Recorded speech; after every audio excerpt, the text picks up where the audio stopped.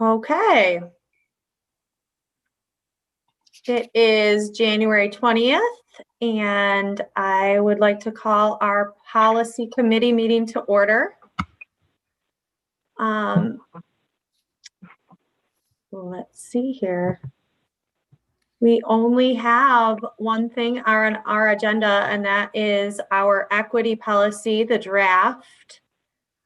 So our work tonight is going to be looking at our new equity statement and using that to look through our equity policy and have some discussion, make any changes that we feel need to be made so that it aligns with our equity statement.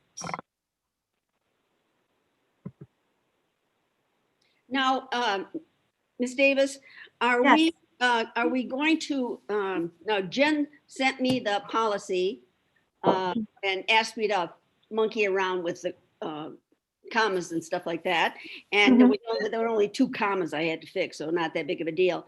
But I called my friend and she just made a suggestion as far as syntax is concerned. And you can either accept it or reject it. I don't know. She thought that in all the significant areas, she thought that it would be smoother, she suggested. Oh, I have to see how. I think that's how we have it. Is that how we have it? Yeah, instead of significant, it said following. She recommended following. Outcomes in all significant areas, including. Okay. All right, she just changed it in the following areas. Yeah. She put that out, yeah. But that's just a matter of syntax. It's not a matter of changing the meaning or anything else. So, but if that's the way we got it, and I think that makes sense. Okay, we just had the commas. We added the commas. That's all we did. Thank you. So extracurricular is misspelled. I think it had this underline there. I don't know whether that's just a typo. It puts it as one word. Oh, it has it as one word. Oh, okay.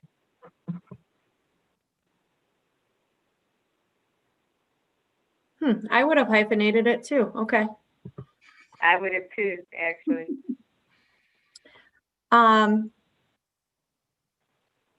So I don't know how best to do this. Part of me wonders if we read through our equity statement and if anything stands out as not being addressed in the policy, or we can go through each bullet point of the policy and see if it aligns with our statement. I think the second one sounds better to me, Kim. Okay, so I did share my screen. Can you see it? Yep. Okay, and then I will just go ahead and read each bullet point, and please just interrupt me whenever it feels like there needs to be a change or an addition, okay? Okay. So we have, the district shall review practices, procedures, and programs to assure that discriminatory practices do not influence outcomes. The district shall use data help me with the word. Disaggregated by race, ethnicity, language, ability, gender, sexual orientation, socioeconomic background, and mobility when available, to inform all district decision-making. Well, great. We track all of that. Are we able to track all of that? Or is that why the when available is there?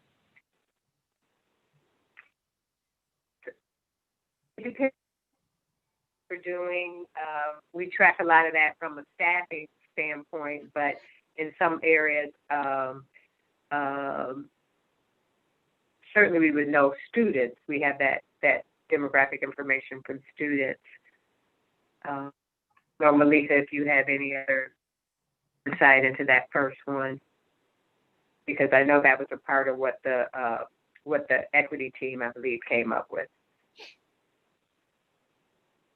I don't quite understand and mobility when available. You mean when the data is available? I think what it's saying is the data for all of those things. So perhaps we need to put when available, Someplace else. Uh-huh. like right after the word data. Shall use, district shall use data when available. That's not quite right. Yeah, I'm not too crazy about the when available because it's not Just take it available. out. We begin to create systems to make it available. And oftentimes it isn't available if no one asks for it.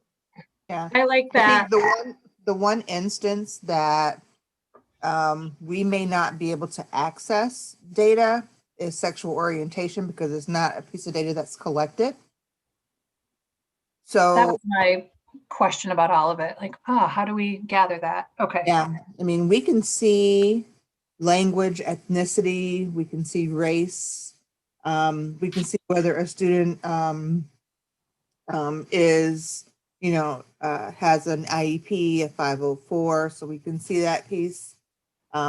We report gender as on birth certificates, but not gender identity or preferred gender. So that's where it gets sticky Okay. to that and the sexual orientation. We have data on SES. And I'm assuming that mobility is how students are moving in and out of the district or around the district from school to school. Okay, not if they have a physical. That would be under Mobility. Okay, thank you for the So clarification. maybe we say the district shall use all available data. Yeah, I was like just gonna that. say available data. Yeah. Mm-hmm. Yeah. Mhm. Yeah.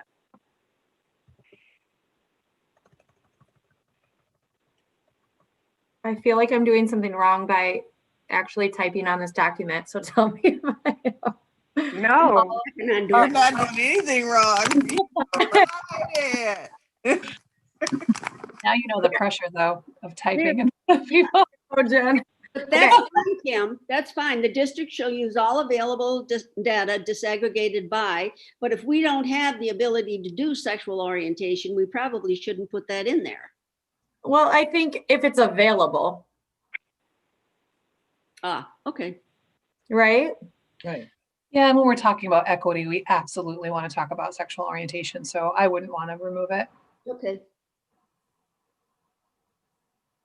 Mhm. Do we I need feel to add anything? Do we need to add anything to the word gender? Preferred gender or just gender? Well, there's gender and then there's sexual orientation. So that's, Well, there's also gender identity. We can do. Right. Should I put gender identity? well, our policy says, our policy says, our discrimination policy is gender, identity, expression, and gender. It's, I'll have to look, but it does say gender identity expression, something, gender expression and identity, I believe it says. right. But gender, Gender expression and identity. It says gender and gender expression and identity. So we just separate that in our policy. because gender is one thing, but sexual orientation or preference is something else. Yeah. And- So there's Indeed. sexual orientation, there's gender identity, there's gender expression. Mhm. Mm-hmm. So we could say sexual orientation slash, what was the other word you used, Malika? Identification? There's gender identity and gender expression. Expression, okay. So gender, comma, gender identity, comma, gender expression, comma, sexual orientation. Not gender. Take out the Take out gender. Thank you. Gender identity, gender expression gender. Expression. and sexual orientation. Mm-hmm. That's good. Perfect. But see, we would want it to be able to find out gender, male, female. Because when you put it all together like that, it's, like we haven't really indicated the male, female part. We're talking about gender identity, gender expression, and sexual orientation, that doesn't necessarily go to the idea of male or female. However, we have students who identify as neither. Well, yeah, no, I'm not saying anything about that, but I mean, wouldn't gender in terms of disaggregating data, wouldn't gender Well, be? what we would use those, our data, where we would pull our data from would be our student information, for students, let's say. We pull it from our student information system, and the parent would indicate how that child's gender is expressed. So we would pull that out of there because regardless of whether they were biologically a male or a female, we wouldn't know. We would only know what it is, what's entered into our data system from a parent who would basically identify that. Or with a change in trans when it gets older, and they may change that. But I think that would cover. That's how we would pull the information anyway. So I think that's more of a broad term that would pick up male, female, or people that don't identify in either of those gender roles. So Sharon, are you saying that we should just have gender, or we should have gender identity, gender expression, gender orientation? I like the way that it is that I can see it. It's a little bit small. Yeah, but I'm thinking though that isn't gender in and of itself a piece of data? Well, this is what I'm saying. So the way that the data would come to us, it would come to us probably more in the gender as opposed to expression. It would come to either more as how they identify themselves, or just from a birth certificate. Right. So we would have that. The one piece of data we may not have is the gender expression, because as Malika said, we don't really capture that data as such. We would just capture it as however the student was identified. Okay. But that doesn't mean that we shouldn't, and the only reason I would keep that in there is because we should be sensitive to that the whole purpose of this is to inform decision making. And so we would want to be sensitive to that while we were thinking about decisions. Yeah, so I picture this one being utilized in a real life situation. Or like a music teacher is planning a concert, and instead of in the note home saying what the concert attire is, instead of saying girls should wear blah, blah, blah, boys should wear, when we're creating things like a dress code for a concert, it would make note of gender identity and gender expression. And now many music teachers that have taken different classes on this sort of thing just don't separate the boys and the girls. Please wear dark bottoms, and yeah, so that's just an example of how you would utilize this policy in real life decision making. That's a great example. Thank you. Yeah, thank you. Okay, so anything else before I move on to the next bullet point? Feel good about that. Okay.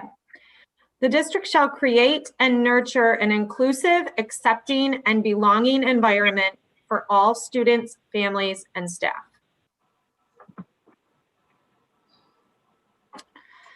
How do we know if we accomplished that? Yeah, That's that's the what question this- that I'm having. Like, So- what does that mean? Can we give an example? How does that look? And if we can't do that, I think just to echo what Dr. Flores said earlier, if we can, then we probably should take it out. Yeah, I think inclusive, accepting, and belonging are such personal. I mean, that's going to look different For everybody. I think if we do leave something like this, it would need to be more specific to each school in our district will be knowledgeable about the students and families it serves and utilize this knowledge to, you know, create and nurture and inclusive, I don't know. Well, will we say that an aspirational statement, which is really good, but if at the end you see we said we would manual reporter, just for that, you guys could change what you want at a time. You know, you would be looking at data or maybe examples, and certainly this one is objective, and it just depends on how much subjectivity as opposed to. And I also, when I look at it again, it almost feels like it's part of our statement. I don't know that it's adding anything, Mm-hmm. you know, like that's a lot of what we're saying in our equity statement. I don't know if it's necessary. I agree, Kim. Dr. Flores, do you have any?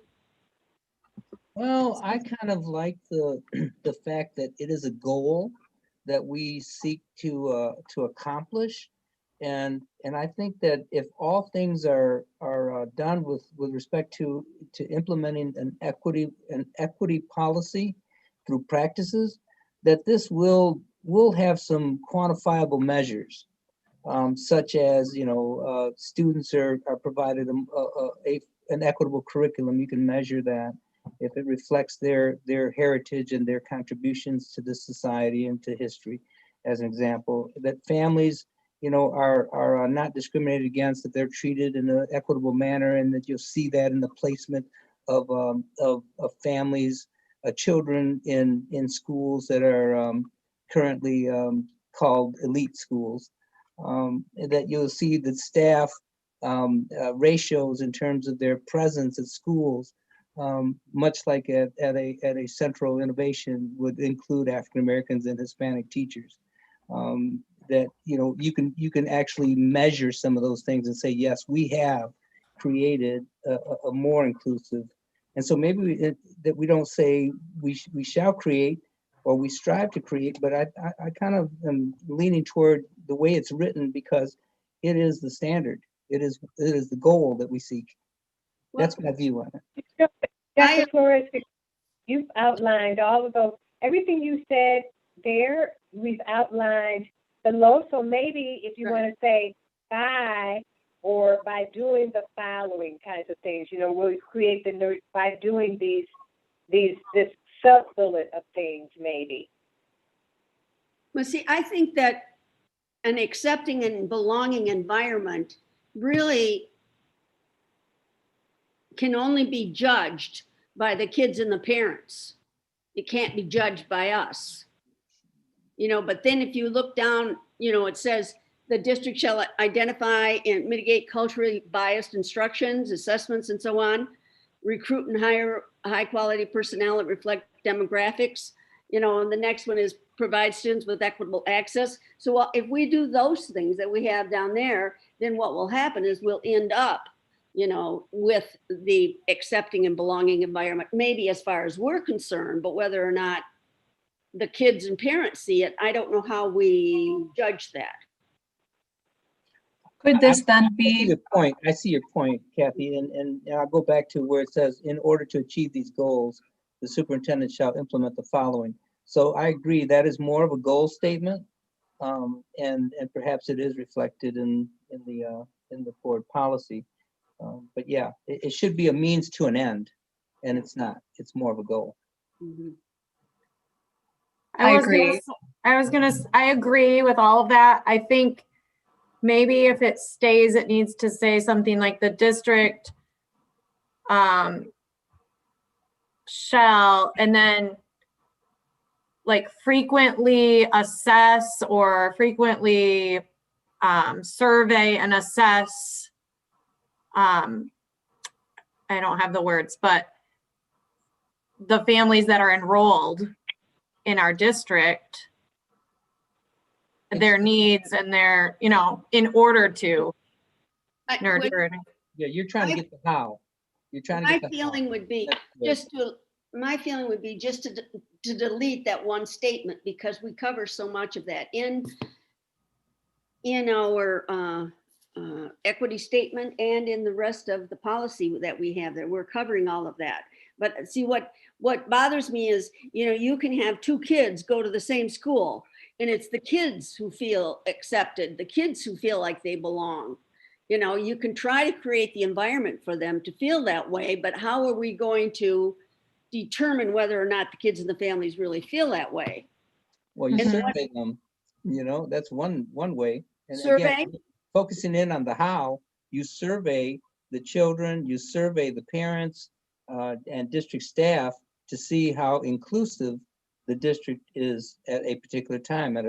You're taking a snapshot of those perspectives, and you do that in certain areas. So I would advocate that we encourage the superintendent to implement a system of surveys that capsule whether the district is making progress in its goals of inclusivity and I guess inclusivity and equity. And then you develop those measures by that. Yeah, I'm just scrolling down to see.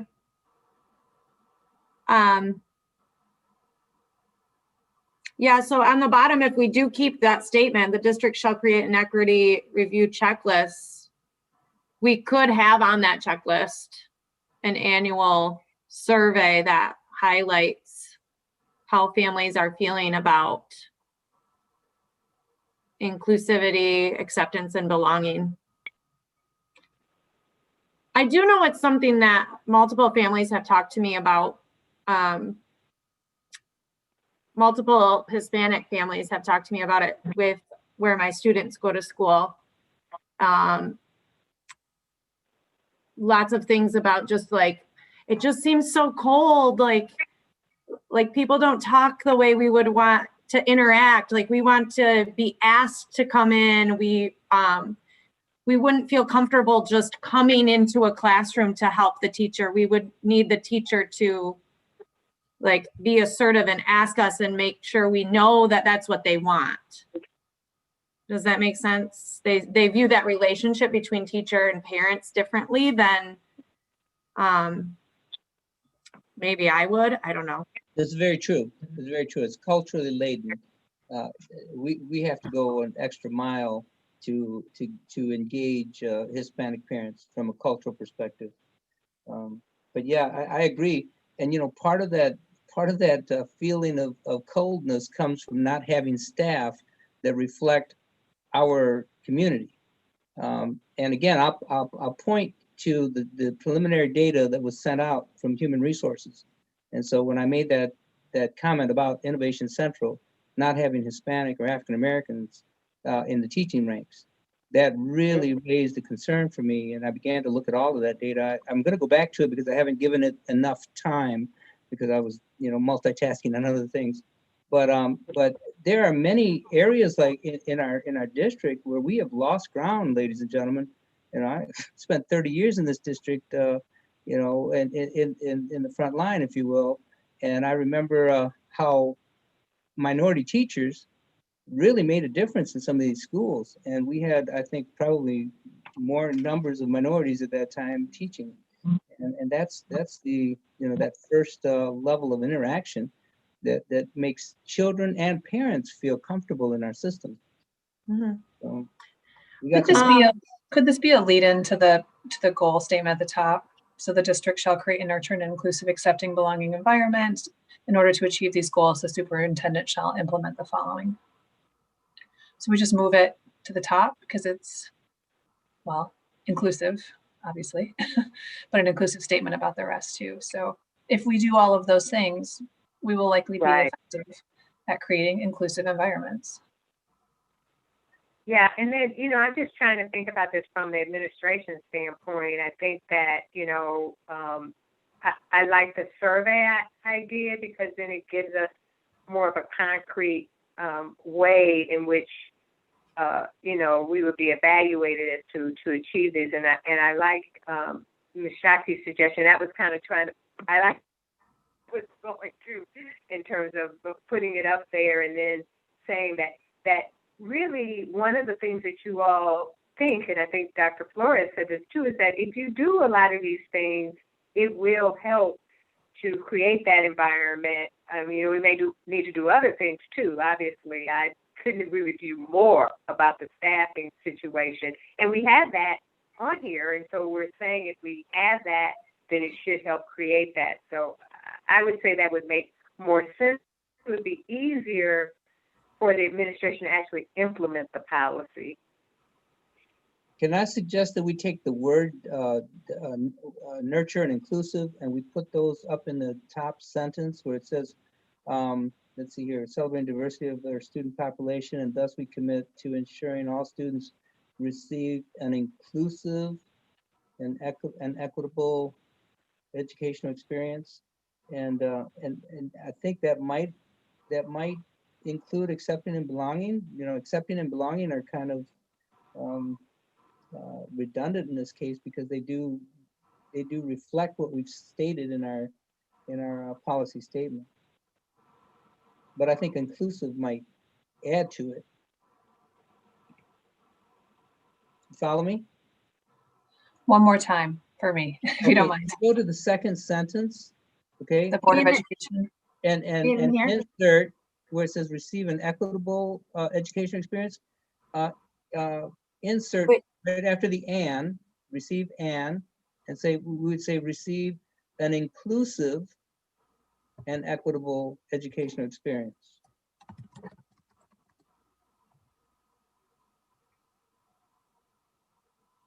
Now, inclusive does speak to accepting and belonging. Am I correct? Yes. The word reflects those two ingredients.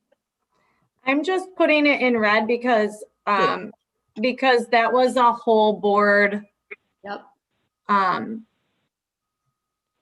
Yeah, it's been shared. It's been shared with the district. It's not that we can't change it because I do like the addition.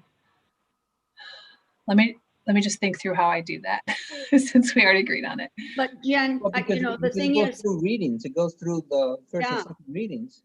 yeah. I So suppose. people have an opportunity. Yeah, see, Yeah. we created it at that work session, but now it's come back to us to wordsmith or whatever. And then Okay.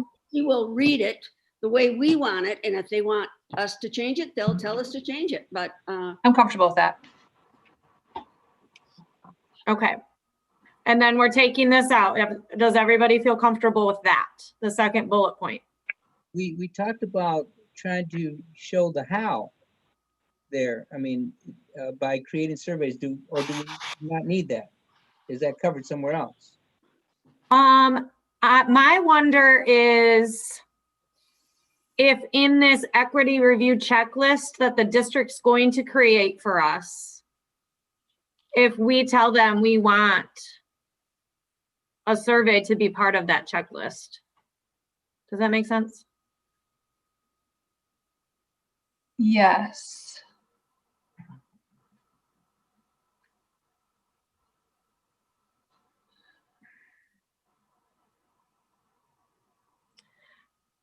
We could add, oh, Sharon, you're breaking up. I was going to say, you can say that the district shall create an equity checklist that contains a survey or something like that. If you want just the word survey in there, but I don't think it goes up in those other bullets. I think that would be the play.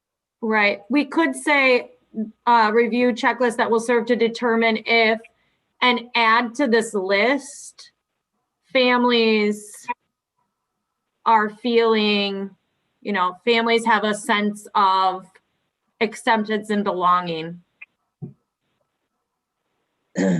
Students, staff, and families. Yeah. And I don't want to just zero in on surveys. Surveys, one way to gauge whether people are feeling belonging and part of, and that the system's treating them equitably and inclusively. But that could be done through focus groups. It could be done through community town hall meetings. There's a number of ways, one-on-one personal interviews. There are a number of ways that we need to engage in to ensure that we're getting feedback, appropriate feedback from all of the different cultural groups that we serve, and the families and the staff and the students. I don't just see just surveys as being the way to do it. So maybe a statement that says that the district will engage in collecting relevant information through surveys, focus groups, town hall meetings, or other means to determine our progress in this area. Because again, we're trying to under this red, in order to achieve these goals, the statement, the superintendent shall implement the following. So we're being very specific as to what we want the superintendent to engage in to get us the information. Are you with me? Mhm. Yeah. And my brain doesn't, like, part of me feels like leaving the how up to the district is okay, but we could say that they regularly, yes, they regularly seek to obtain specific information about the families, staff, and students to help create a sense of acceptance and belonging. I like that. And maybe a suggestion that the district shall engage in developing metrics, right, that provide feedback information on nurturing and nurturing inclusivity and belonging, something along that line. Yeah, I had wrote down seek feedback, so Yeah. verbatim. Yep. And that allows them to then find those Yeah. measures. Right. You know, so you could say processes and metrics or whatever.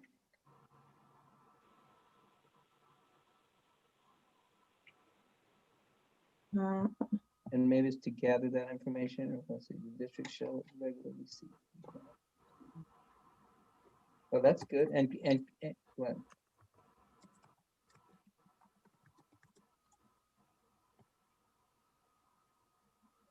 Mhm. Yep. I like that. Environment, period. Environments, plural maybe. Mhm. Or, I'm not sure. Yeah. Yeah. Singular. There you go. And then, I mean, the district can determine and share with us how they think they've met that. Right. Right. Sorry, I'm playing around with your faces because I can't see. So I keep dragging it everywhere. Oh, I know that. You know how to use track change? Helpful. Okay, that's all right. I'll track it. I'll change it. I keep losing Sharon. Does anybody else? Yeah, same. Your audio cuts in and out, Sharon. I'm sorry. I'm fading in and out. I can't. Yes. I've got my phone on. I don't know. I got to get close to the computer. I was just saying that was all right. Since you don't know how to, I'll track the changes from the original document to what we have changed. Do you want me to just put it in red so that you know it's something different? No, it's too. Okay. You can't really do it like that. So that's Okay. okay. Do you think seek is a good word there, or should it say regularly seek and gather? Or just gather? Gather. Yeah, gather. Okay. Do we feel comfortable moving on? Yes. Yes. Good work. Okay. All right. The district shall provide students with equitable access to a high-quality curriculum, efficacious teachers and principals, support, facilities, and sufficient support services, even when this means differentiating resource allocation. I think the support is, Is it supposed to be support staff and then support services? Or Teachers and principals, facilities and sufficient support staff and services or whatever, you know. How about instead of teachers and principals, just staff? Yeah. Mhm. Yeah, Right. We want more than just the teachers and principals. mhm. And we don't need this then, because if it did mean support staff, it's not needed. That's right. Good.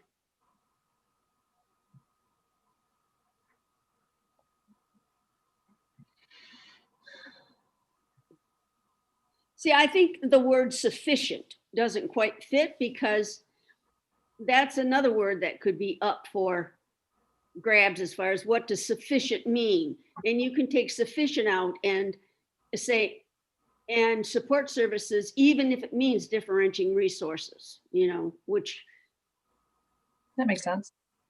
For some reason, I don't like even when it means, like, And yeah, uh-huh. I know what you how mean. about with equitable and differentiated? Resource allocation. Yeah, resource, yeah. I was gonna suggest equitable instead of sufficient. Yeah. That's better.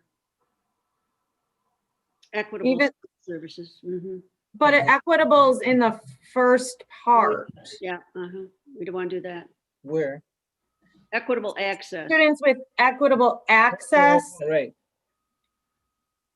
With equitable access to high. I just don't like the word sufficient because it just Yeah. sufficient. It's already saying it's equitable by the way that it's written. Right, take sufficient out. Yep. Yeah, Um, and I don't even think we need to say that even if this means differentiating resources. I mean, and I also think we don't need to say equitable and differentiated, because if it's equitable, it's going to be differentiated. I'd like to make a counter argument here, Okay. because this is really where the rubber hits the road. mhm. And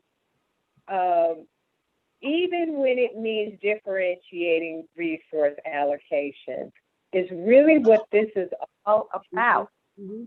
Everything is hunky-dory until you decide to take from somebody what they think they're entitled to and give it to somebody else. And we can change the words, we can make it sound, but I really believe that this right here, this bullet is really the essence of what, this is the hard work of equity. Yeah. And so I encourage us not to skirt around it and not to soft pedal it, but to say what we really expect. Right. And so from the administration standpoint, because this is going to be hard. This is going to be hard. I don't So think we're that's- arguing with, we all agree with differentiating resource allocation, right? I think we're just Yeah. wordsmithing the even when this means. Take out the even when it means Yeah. that part, but I do believe that we have to Agreed. have that in it. Can we insert differentiated resources, differentiated resources right after equitable? So it would read, the district shall provide students with equitable, differentiated resources, access to high quality curriculum. So I guess there'd be a comma there. But see, I agree with Sharon because I think that is the biggest deal when you talk about equity, is that we might have to move money around. And that's How what- about, based on what Sharon said, I kind of like the word even when, the words even when, but we could say the district shall differentiate resource allocation and provide students with. Or to ensure that, or to ensure equitable access. So the district shall differentiate resource allocation to ensure equitable access to a high quality curriculum. Okay.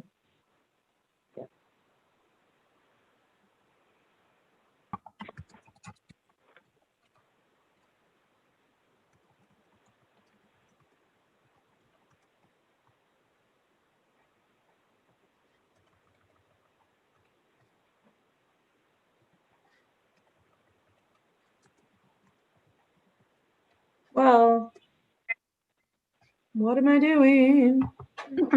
Undo.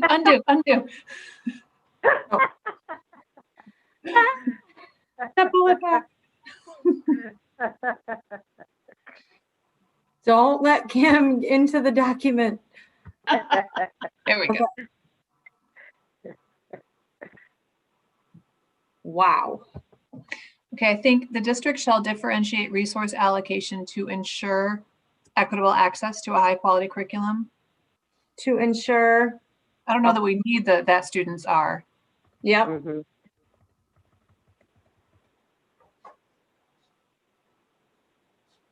Mhm. Yeah.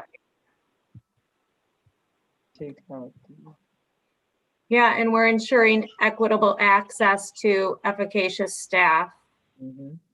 to what kind of facilities? Just facilities, Buildings. just facilities and support services. Okay. Mhm. High quality. High quality. Yeah. I think that's what's missing. But I think that's almost what it means. It says high quality curriculum. I know. What's a good How one? about high quality curriculum, facilities, and support services? Then comma, efficacious staff or Yeah, Why not efficacious staff first and then the others? and high quality curriculum, staff, facilities and Mhm. support services. Yeah, I like that. Are we gonna leave even when Ah! this? sorry. Oh, I feel this pain. You guys are getting a view of my real life here. Are we going to leave that even when this means differentiating resources or have? Oh, it's redundant now.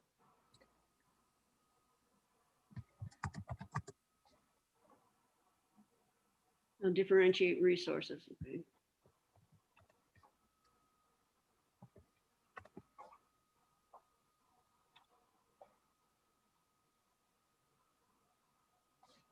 So we're taking this out. Mhm. Sorry, I'm just reading through it. I'm a little behind you.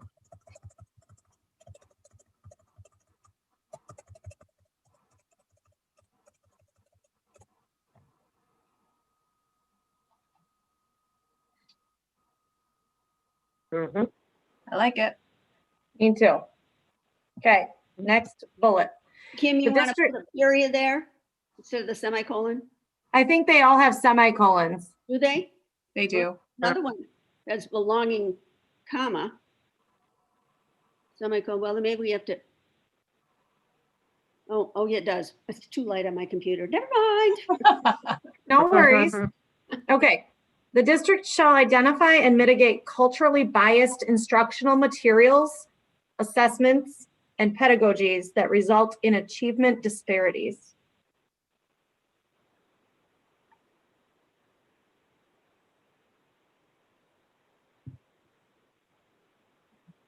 Sounds good to me. I don't have a problem with that, but I also feel like it needs to be done even when it doesn't result in achievement disparities.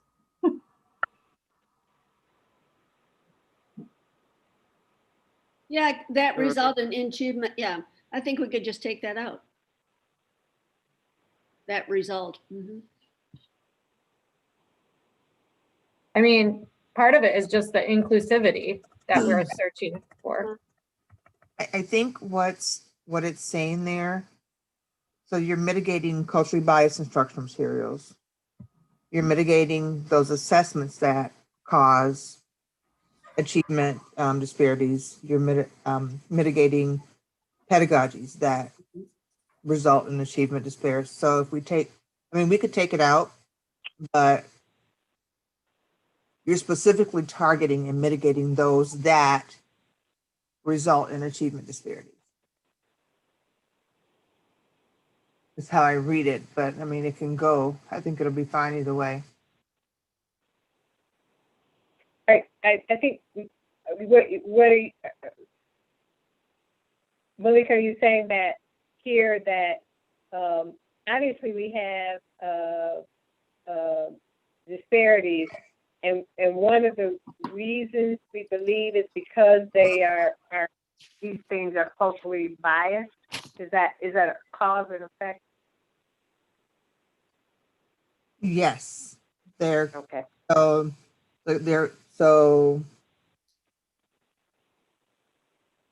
the instruction materials can be culturally biased. The assessments can also be culturally biased. I'm sure the pedagogies can, but then they each can also result in achievement disparities. But if we took it out, it would read just fine too. I agree with you, Malika, that we're trying to get to the disparity issue. We might follow pedagogies up with, let's see, and I have it in my brain. I'm sorry. The district shall identify and mitigate culturally biased instructional materials, assessments, and pedagogies that ensure equitable outcomes. So I would suggest that we insert after pedagogies that ensure equitable outcomes, because that's really what we want to do on a positive sense, which is But why would you mitigate those that cause equitable outcomes?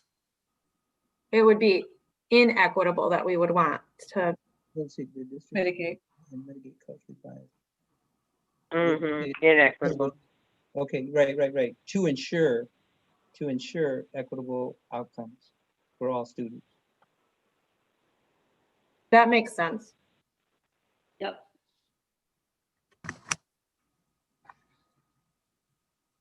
Should I add that? It's fine with me. Does that make sense to you, Malika? It does. Okay. Sorry, I have a No, you're fine. because I'm writing on a hard copy. so. Okay. The district shall make every effort to recruit, hire, and retain high-quality personnel that reflect student demographics at all organizational levels. Are we giving the district a pass when we say make every effort? Or do we just say the district shall recruit, hire, and Yeah, retain? that's right. No pressure, Sharon. I agree. It's a good Well, one. I mean, All on you, Like, Sharon. Open to the it's like, dialogue. it's like making wine out of water. I know, it's true. I think I love the goal. I mean, but I can, and you know what?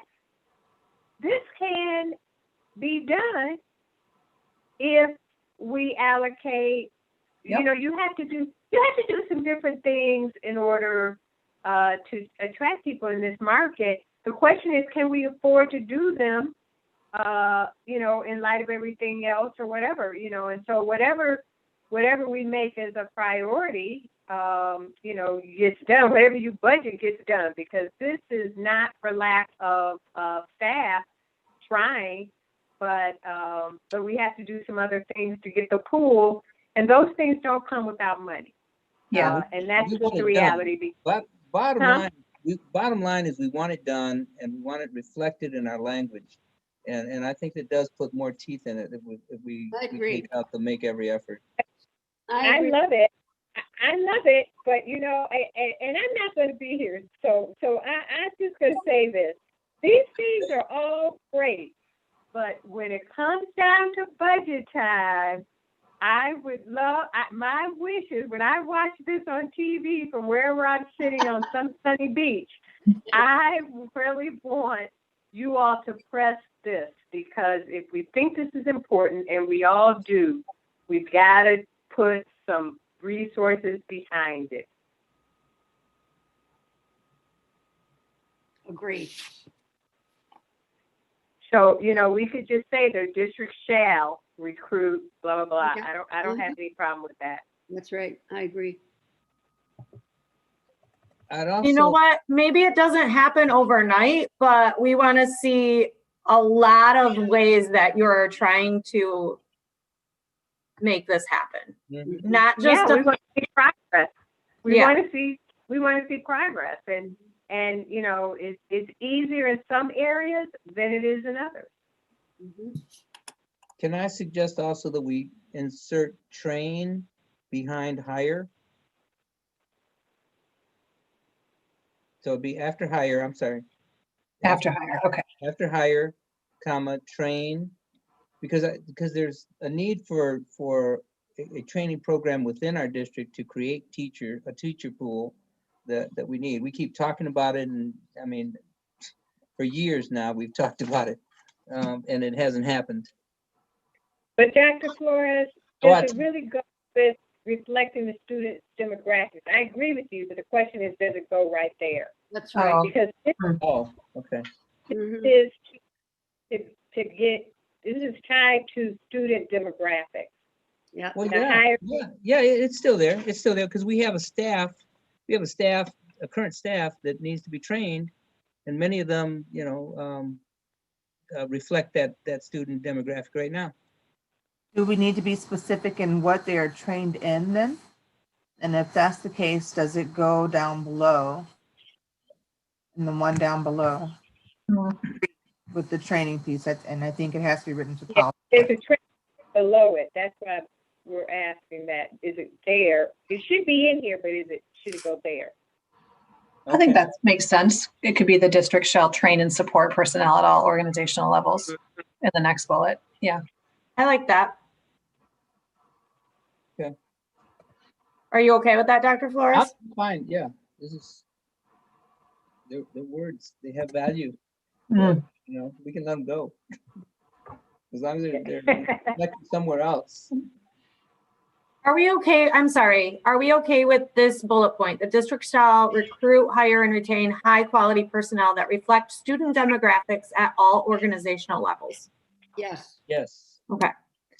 The district shall train and support personnel at all organizational levels to engage in culturally responsive practices and delivery of service.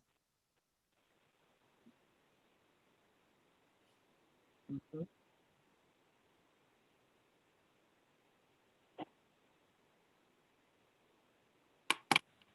I see us nodding. Yeah, Do anything else? I like it. Nodding and reading, nodding and reading. Okay. The district shall incorporate the voice and perspectives of students, families, and communities that reflect student demographics into decisions that benefit student success. Mouthful. Yeah, that's exactly what I was going to say. What's the intent? And the intent here is that we include the voices of our constituents in decisions that we make. And so that we're not, I mean, especially given that, you know, our staff does not reflect the demographic of the students we serve.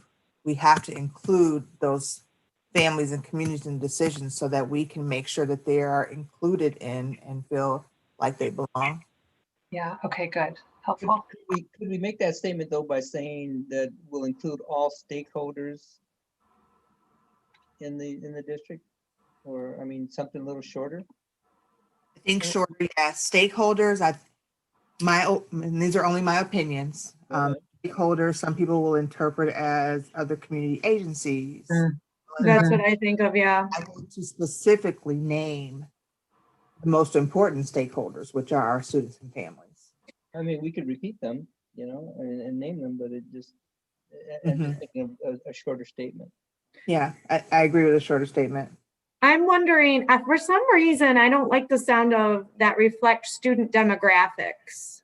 Right after we name students, families, and communities, like part of me wants to say something about the voice and perspective of students, families, and communities. I think what we're trying to get to here is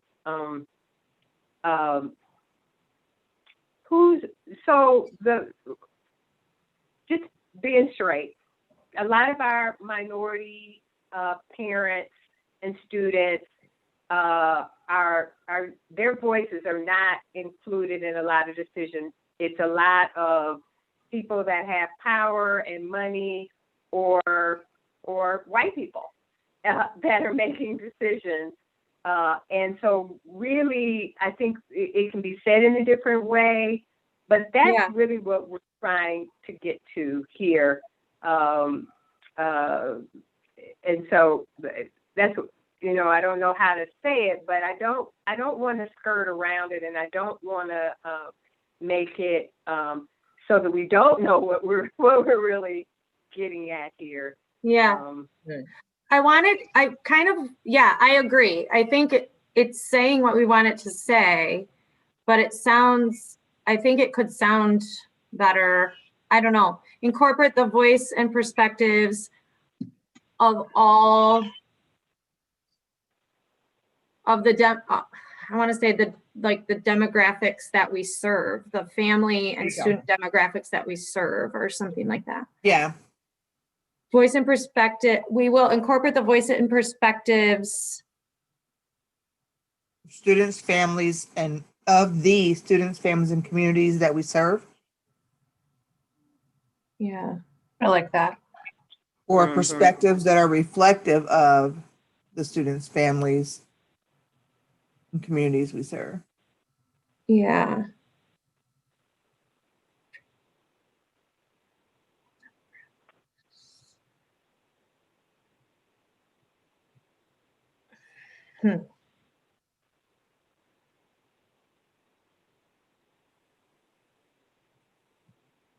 That are reflective of the demographics, That we serve. that reflect the demographics of the families we serve.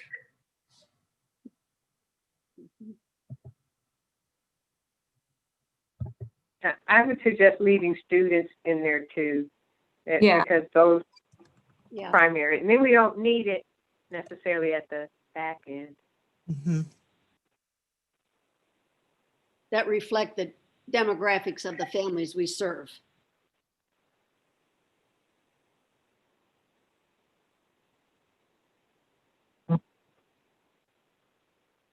Shall incorporate the voice and perspective.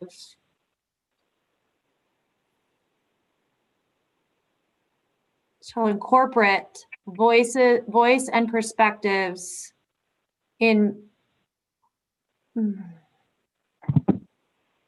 decisions. Maybe I'm just messing it up. I don't think it's bad. It just, Can I make a suggestion? yeah. Go for it. Off everything after success for a minute. We know that makes it cumbersome. Mm-hmm.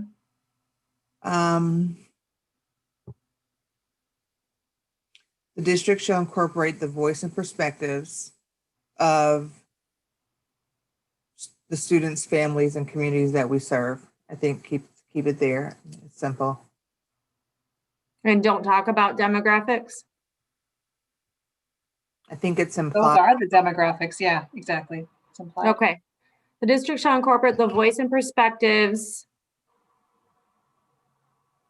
of students, families, and communities that we serve. Of Say the, served. Just say served.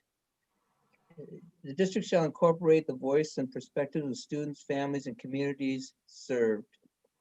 there you go. And can I take out all this into decisions that benefit student success? Yeah. Okay. Okay, I'm taking all of this off. Well, may I argue to keep in the decisions Yeah. pieces, because what are we incorporating them into Right, if we right. just Right. Can I, Right. can I suggest decision making as the insertion? Into decision making. I like that. Uh-huh. The district Yeah. shall incorporate the voice and perspectives of students, families, and communities served in decision making, Yes. or when making decisions in decision. Well, decision-making is all inclusive.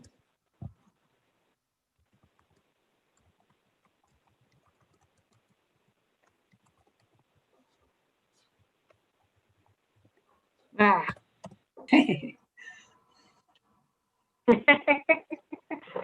Who thought this was gonna be a short meeting? okay. We're doing good work though. I'm so proud of That's us. good. No, this is fantastic. This is what they asked you all to do, us to do. The district shall review and adopt an annual budget that provides for the equitable allocation of finances across the district and shall periodically review allocations to ensure that resources are being distributed equitably. I feel like that's repetitive of the It other is. one. Yeah, I think you could just take out the second part because we're already saying review. If we're gonna follow this policy, we obviously would do that in the budget. Mhm. Anyone? It's such a big thing that I would keep a bullet referencing budget. We just repeat it. So I think you could take off everything after the second district. So, and shall periodically review, you can take that off. Yeah, I agree that the budget is a big piece of this.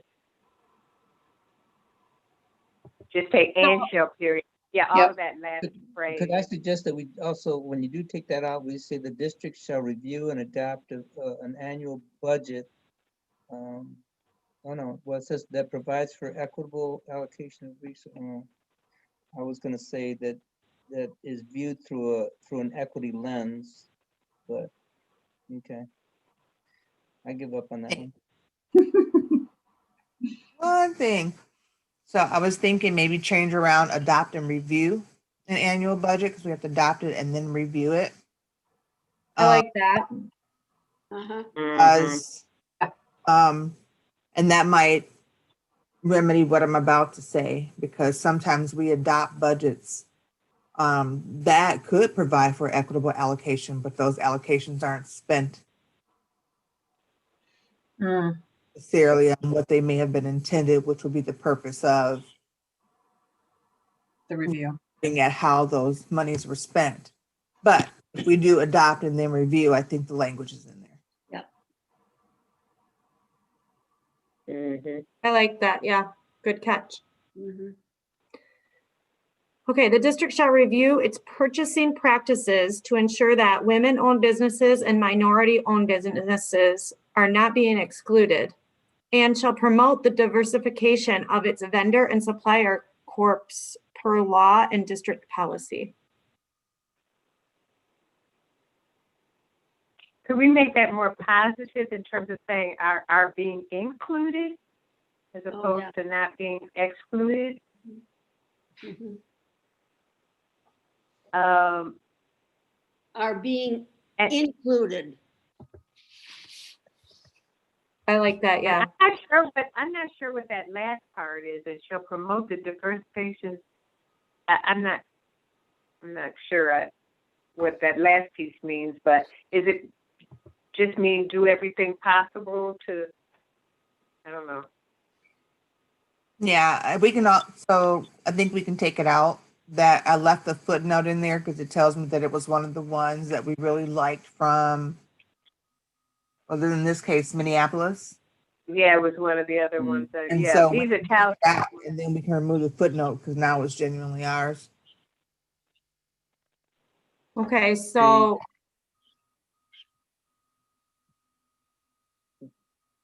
When I Unless somebody- reviewed this one, I think when I reviewed this one, I put in some suggestions to kind of make it longer, but more specific. And I can go either way with it because I do see where we have some of these things already included. And I was suggesting that we insert the following, which is the let's see, the excluded or confronted by unreasonable, insurmountable, or discriminatory barriers to participation, which when I look at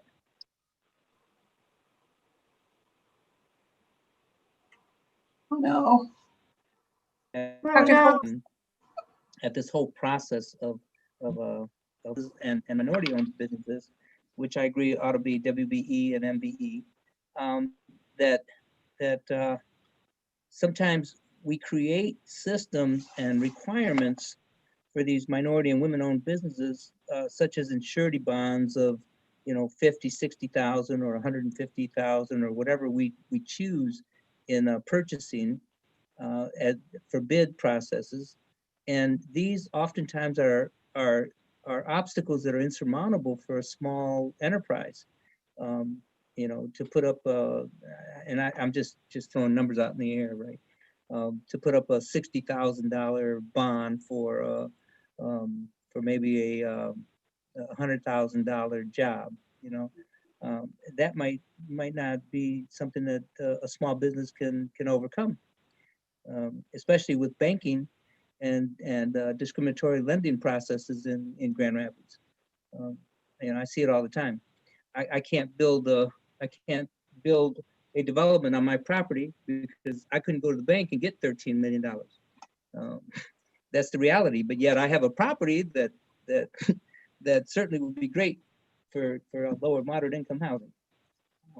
So a lot of times we're limited by these insurmountable requirements that institutions place on us. And Grand Rapids does spend a lot of money.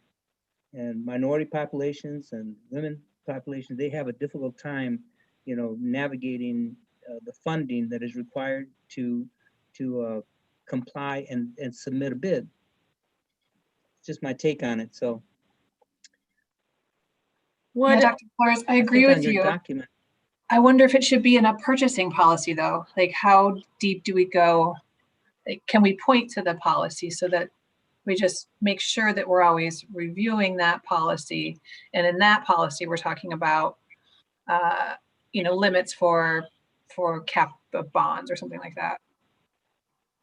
Right. What this says, though, the district shall review its purchasing practices, to ensure that the women-owned and minority-owned businesses are not being excluded, or they're not being presented with I said confronted by unreasonable, insurmountable, or discriminatory barriers to participation. And I know that that's a little wordy, but it covers what we're confronting. Yeah. Shall review its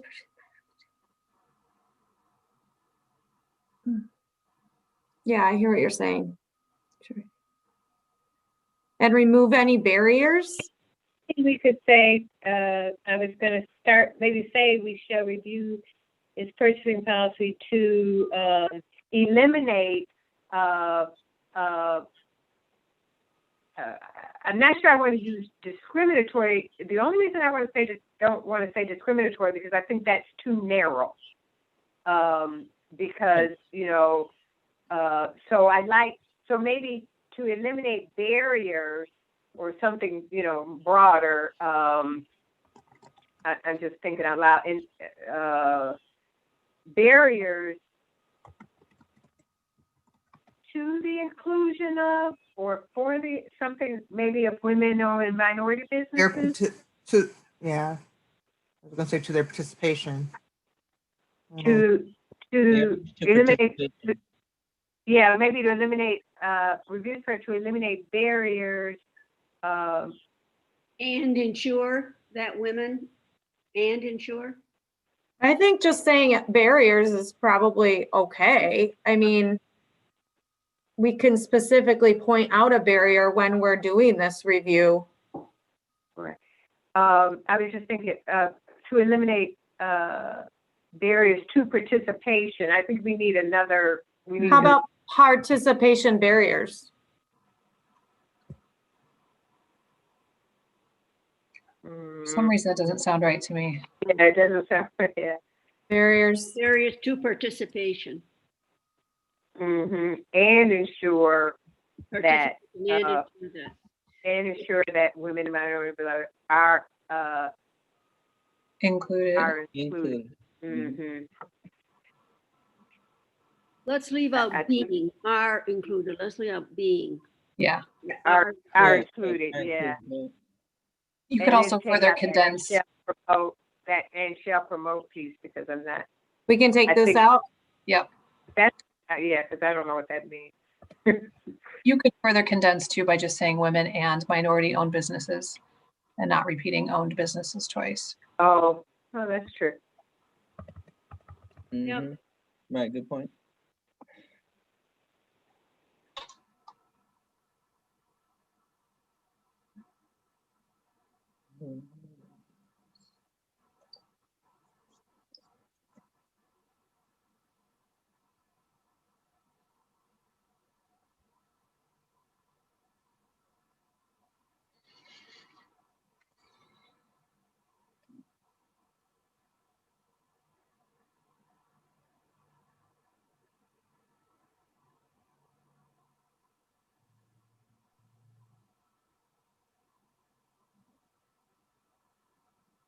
I like it. Ooh, every bullet is a win here. This is great. Okay, the district shall provide resources, training, and oversight necessary so that district level equity audits are completed biannually. School and district leaders shall be trained to conduct audits within their buildings biannually to gather data for cycles of improvement. Do we do this already? I'm embarrassed to have to ask that question. No, okay. I didn't get a chance to look up in the dictionary. We use biennially, spelled one way, and then Yeah, biannually. so biennially is every other year. Year. And biannually is twice a year. So we're going to train them twice a year. We're going to do it every other year. I Okay. don't, yeah, I don't know. Yeah. I remember talking about this because at the district level, an equity audit yearly would not give an opportunity to gather data Right. and respond to it. So every other year would be a year, gather data, Mhm. look at the data, react to it, respond, but then allowing training the building leaders on a smaller level so that twice a year they're looking at their own practices within their building to meet the goal Mhm. biennial audit.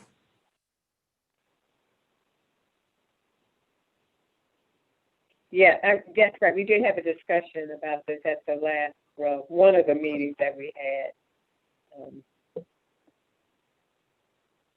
Because you're going to be doing it, if you do the annual checklist, then that'll be a benchmark for the biennial study of equity audit. And it could get expensive, especially if we bring in someone from the outside yearly to do an audit. Right. That was my next question. Who conducts it? Is it internal or external? I would suggest for those biennial ones that at least for the first few years, it's external. I don't, Yeah, I understand. I think you're right. And I don't know if we have anybody trained right now to even do them internally. don't. So we would have to have, some periods of training for whoever would even do the audit. Mhm. I don't have a problem with the bullet point. It sounds like both of those sentences are needed in order to achieve the goal, so.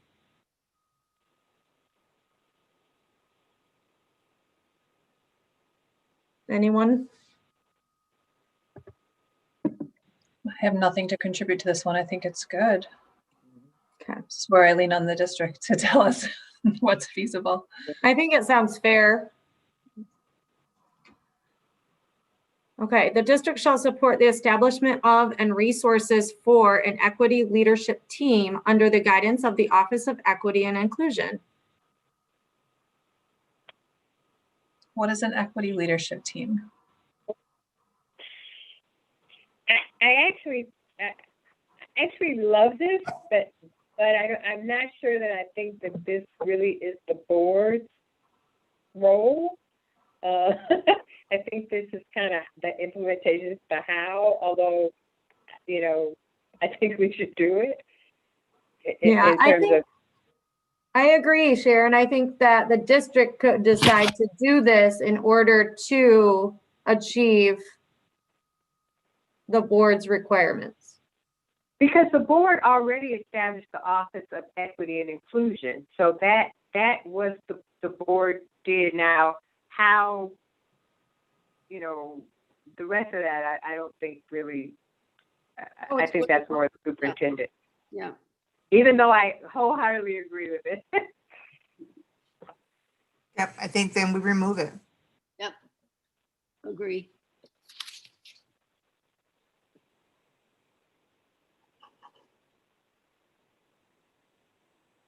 The district shall provide opportunities for staff to participate in periodic diversity and inclusion courses.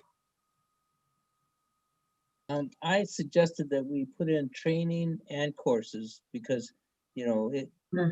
courses is one thing, but training, you know, is another. Could be in-service training, could be a 1 hour, no credit, not part of a course. What is that other bullet about the training Yeah, piece? Maybe it's it up should top. be included It's, as a, Train and support for sale. Okay. yeah, maybe it should go there.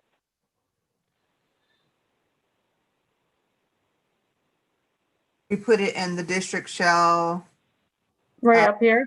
support. training. Yeah, I personnel. think you should match all of the, if we're, that way it's kind of all together. Mhm.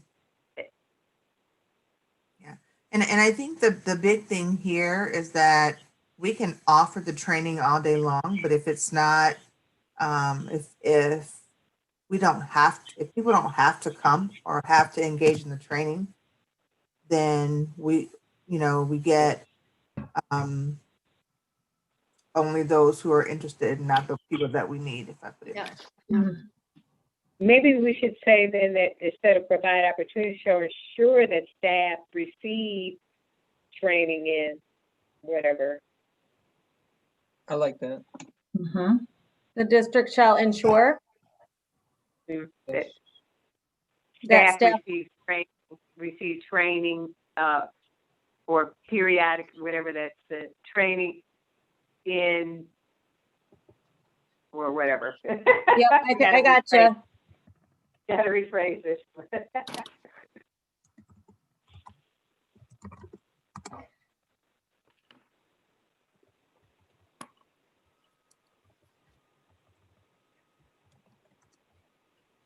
Maybe periodic training or. District.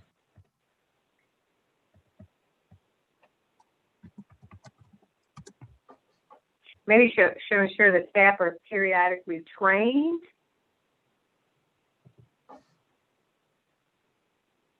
Or participate in these diversity and inclusion training and DE courses, if that's what you want.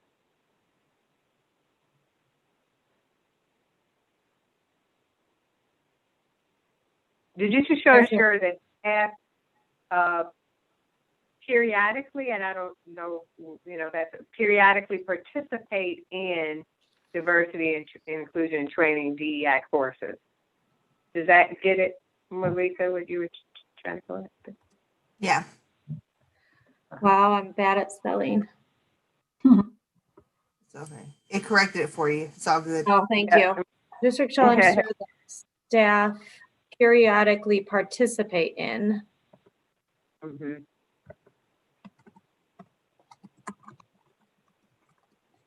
Right. Nice. Ask this one question because periodically can be subjective. Is someone going to say, is periodically Right. 5 years? Is it, I already did it once 10 years ago. Do we need to? Can we, I mean, we could just take that word out and then every time that the district has to, you know, when we do those audits or whatever.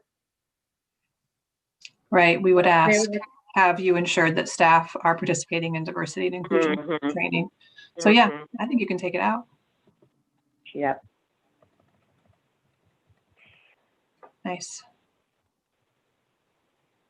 Yeah, that goes really nicely there. I think train is engage in culturally responsive practices and delivery of services. and that they participate in diversity and inclusion training courses. Malika, I've not seen DEI referenced that way. Why the parentheses? I don't know. Okay. Don't write it like that. I'm not sure why I put it there. Like, you can remove the parentheses. I was going to correct myself if I was doing it wrong. No. Okay. Yeah, some people just say diversity. Yeah, no, there's no reason. Take them out. I'm not sure. Okay. Oh, wait, we're down here now. Yeah, right. Yeah. The district shall create an equity review checklist that will serve to determine if programs are being developed and enacted. Students, staff, and families have a sense of acceptance and belonging. Services and products no, I just added that earlier. We don't need that, right? Yeah. Because we added that up above. Yep. We Yep. added that when we were Okay, we earlier. fixed that already. Yeah. Okay, sorry.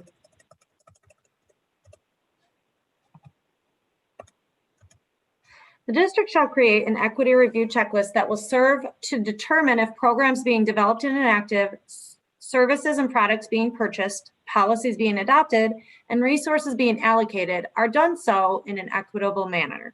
This checklist will be referenced by the board prior to any vote.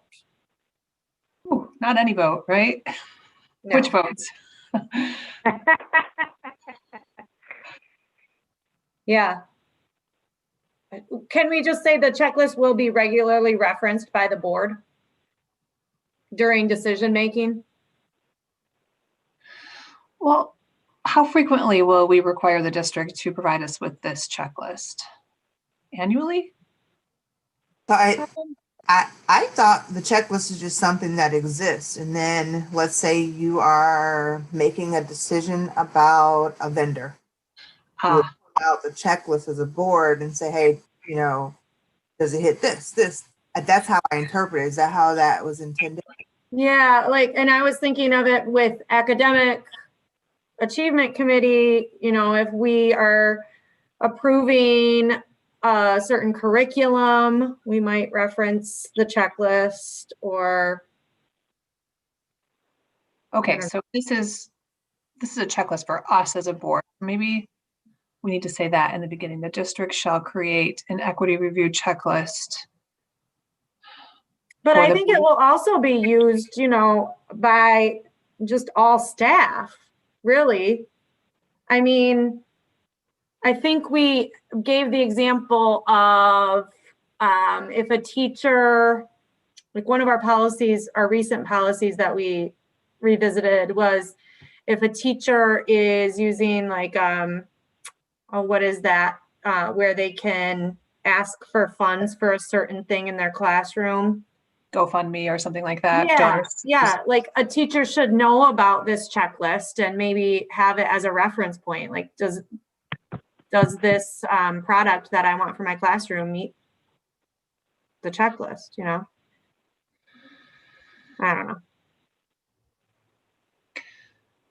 And is the checklist our responsibility as in a board policy, or is that a way that the district can meet this? One of the ways we're suggesting that the district can meet these equity goals. And I agree with Kim that it's not just for the board, it's for district staff at every level, that we're looking at purchases and practices through an equity lens. And maybe an equity lens. Maybe in order to achieve what Dr. Flores and I are saying, but also to stick with this being a policy, maybe we word it in a way that shows that we as a board will be referencing it when we are presented with things from the district. Like, hey, you might want to cover the things that are on this checklist. I don't know. Ms. Davis. Yeah. I'm sorry, but I have another meeting at 6:30 because President Chaki. Thank you. Yeah, thanks for doing that for us.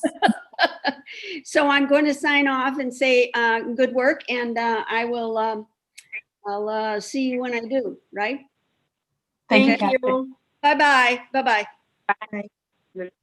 If the board is going to use this, because I do see this being used in two different ways. If the board is going to use it, perhaps the policy would be that the board will create a checklist in which it would use to evaluate the implementation of this policy. And clearly the district, yes, we should have some kind of a check. Because remember a long time ago when I came to the committee with a checklist that another district had used, their board had used when they were evaluating things. So I think we started out with that kind of framework. Well, the board would use this, and we were going to use it when we were evaluating policies. So does the policy do this or that? You know, what effect does it have? And which is listed here, yeah. Right, and so because the telling the district to create a checklist is really the how, right? Yeah. So that's not really what a policy should be doing. But if the board wants something like that, then it needs to put that in policy because that's the only way that the board can really actually function. So, do you understand what the distinction? Because the superintendent can prove that she's doing these things through a lot of different ways. She didn't have to do a checklist. She could do something else, right? The goal is that she accomplishes it. And unless you're saying to the superintendent, for every action item, which you could say, I mean, for every action item that you bring to the board, I want this checklist, these items to be presented, in a checklist form, then you could do that too. I just think we still just don't quite understand how this checklist is going to be used to determine what's the best language to put in this policy. I mean, I like this language. The question is, who is this for, and how are we going to use it?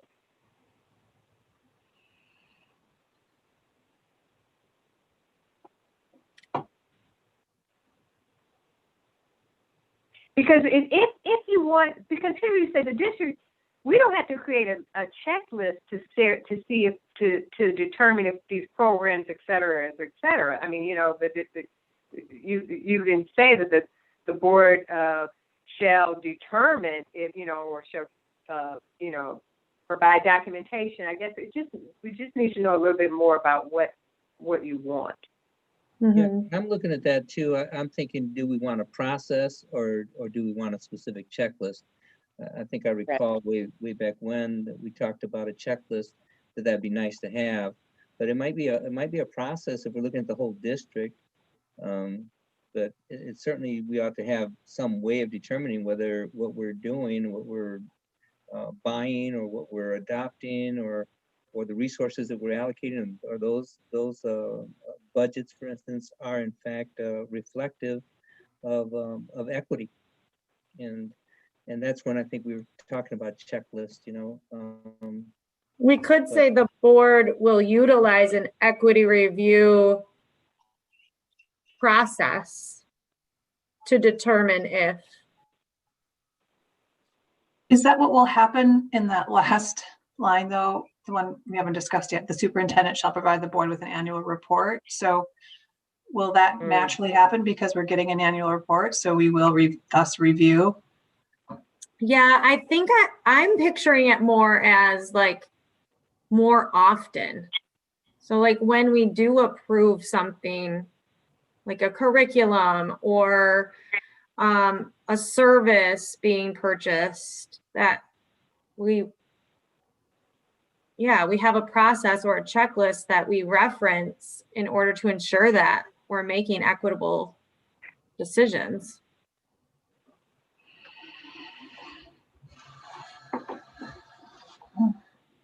I don't know. I know. I want to talk to a district that does this to understand the process so I can get it right. That's how I feel. Mhm. I think it would definitely be for, I don't know if the last line is needed for any vote, but we've had a couple of discussions in the past where people have questions. Well, is this really equitable, right? As a board, we have had those discussions, and it would maybe be nice to have something to reference, to be able to have that discussion without it just being opinions. I don't know. When you look at the word district, it means board and staff, superintendent, everybody. So, I mean, it's for everybody. When you look at the checklist, again, the checklist is just one way of determining that.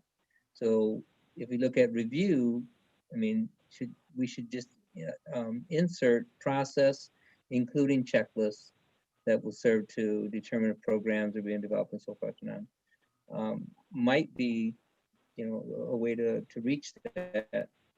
And then that last sentence, the checklist will be referenced by the board. I don't think we need that. I don't either. So I still want to try to get clarity on this. Is this something that I guess what I'm trying to understand is what do you want the superintendent to do? That's what I'm still not clear about, and that's where I'd like to, what is the superintendent going to do here? Anyone else want to take a stab at that first? In terms of, and who, I know because we have all the rest of the policy are things that you want the superintendent to do, right? So we have all that. With respect to this piece, is it something that you want the superintendent to give to the board on I think we want the district, including the superintendent, for all of us to develop a process, right? Or that we create a process by which we look at things that we've outlined here through an equity lens, and that lens includes some levels of metrics or some forms of metrics, whether they be checklists or they be some litmus test that says this is equitable and this is not.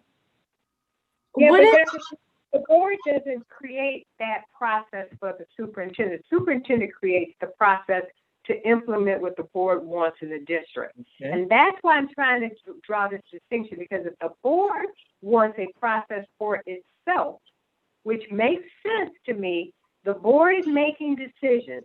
It has a policy. It wants to make sure that its decisions, when the superintendent brings a recommendation to the board, but the board makes the final decision on a lot of things. And if the board wants to have a mechanism for it to determine whether or not its decisions are in compliance with its policy, that's one thing. I think that's a good thing, and I think the board should do that. But that's different than telling the superintendent how to do it, which is what I don't think the board should be doing. The superintendent says, this is what you should, the board says, this is what you should do. The superintendent determines how to do it.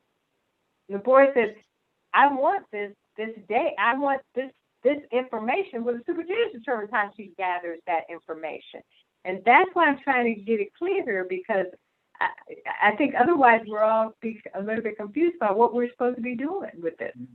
So based on what you're saying, Sharon, would the board, if it's something that we as a board want to develop, something that we use whenever we're determining whether policies be adopted or services be purchased, would it go in this equity policy, or would it go somewhere else, as the board will utilize something to ensure that the equity policy is being but this is your equity policy, and I do think how you would measure its implementation goes in here. And I'm not saying that you shouldn't ask the superintendent to provide you data and information, which you've already said that you want the superintendent to do, right? That's already in here. Mhm.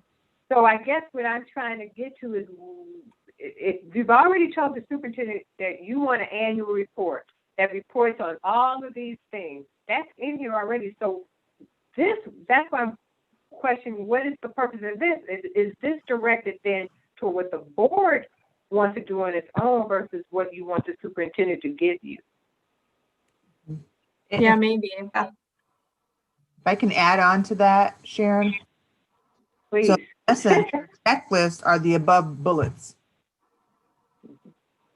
right? Mhm. And so if we as a district have reviewed practice policies, procedures, if, second one, identified and mitigated cultural bias instructional materials, that's the lens through which you're looking. That's kind of your checklist.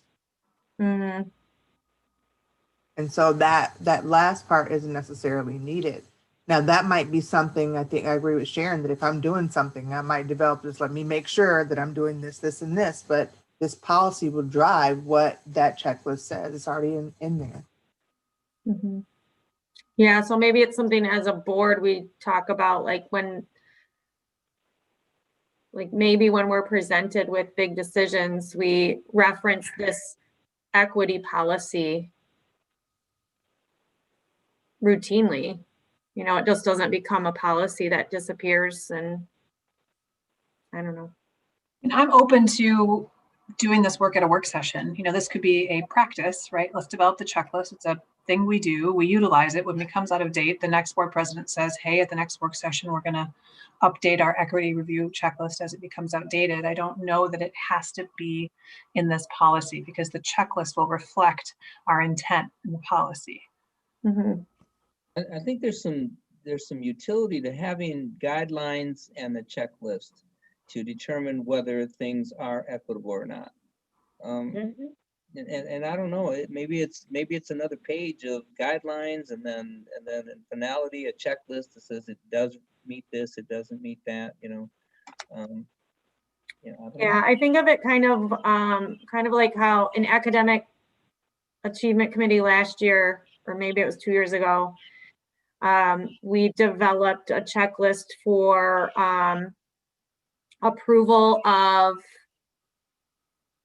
like the different colleges at, or not colleges, the different, what is the word I'm looking for?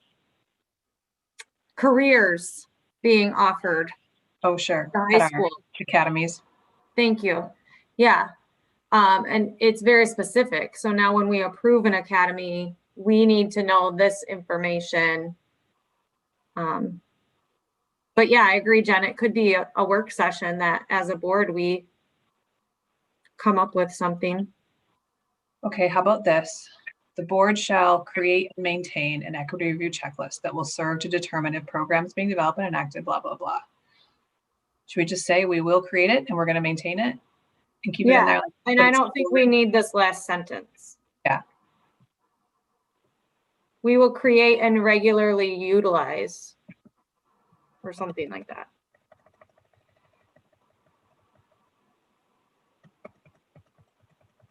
We will create and maintain an equity review checklist that will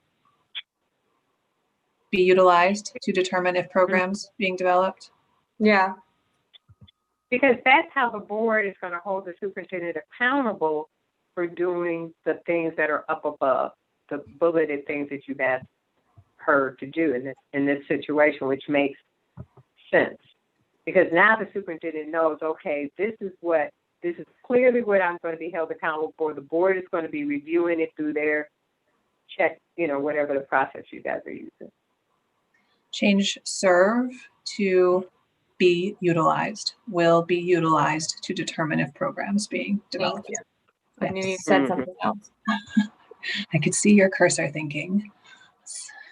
And then, really from an administration standpoint, what I would do is take those bullets and create, a checklist in it so that I could say, if the board asks, well, how does it meet, this thing, for me, the hiring practices, and I could check off, I could list those things so I could be prepared to discuss those, at a meeting or whatever. Yes, thank you. Yeah, No, okay. thank you for indulging me in this because I just really wanted to make sure that we knew how to implement it. Okay, that's it. Do we The feel last one's a comfortable? bullet, right? The superintendent shall provide the board. That's the last bullet, right? Is this a bullet? Oh, maybe not. Yes. I don't know. Oh.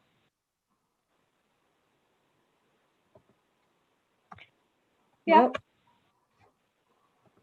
Now I put that in there, and I just as a suggestion, it was an annual was the right amount of time or whatever for you guys. So. I don't know how to get rid of that stuff.